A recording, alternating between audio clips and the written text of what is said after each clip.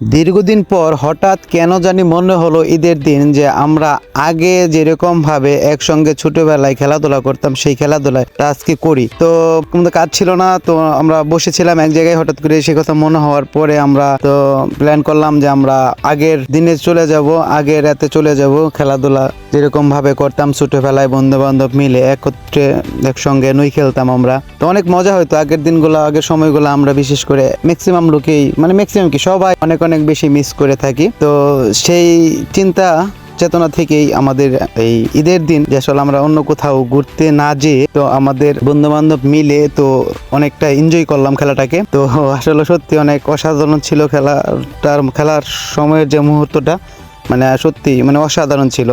তো একসঙ্গে আমরা এত বড় হয়ে গেছি, তারপর সবাই মিলে এরকমভাবে নই খেলতেছি। তো ব্যাপারটা আসলে অনেক মজাদার ছিল আমাদের জন্য, অনেক এনজয় করছি সবাই মিলে।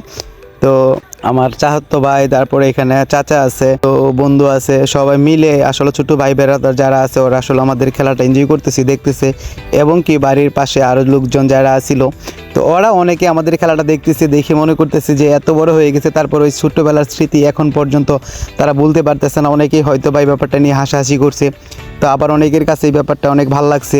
তো সব কিছু মিলিয়ে আসলে ছোটোবেলার শৈশবের যে সময়গুলো, তো প্রত্যেকটা মানুষেরই আসলে এটা অন্তরে গাঁথা থাকে। তো এটা আসলে কোনো সময় ভোলার মতো নয়, কারণ মানুষ যত বড় হোক, যত পজিশনে যাক না কেন, যত কিছু হোক না কেন, তারপরেও বাল্যকালের ছোটোবেলার যে আসলে স্মৃতিগুলো শৈশবের, তো এটা আসলে কেউ এরকমভাবে ভোলার মতো না, বলতেও পারবে না। তো অবশ্যই সবাই ভিডিওটি দেখবেন আশা করি। তো দেখে আমি হয়তো বা ছোটবেলার কথা অনেকের মনে পড়ে যাবে। তো সত্যি অসাধারণ, ছোটবেলার মুহূর্তগুলো আসলে ভোলার মতো নয়। তো আমাদের যারা এখানে খেলছি, সবচেয়ে বেশি কান্ডা ছিল আমার এক চাচাতো ভাই ছোট, সে বিশাল কান্ডা, যে কোনো বিষয় নিয়ে সে কান্ডামি করে থাকে। এই যে দেখেন তার কান্ডামের একটা নমুনা, সে কিন্তু আসছে কনা হয়েছে না, সে আবার রিপ্লে গেছে, আবার আসতেছে।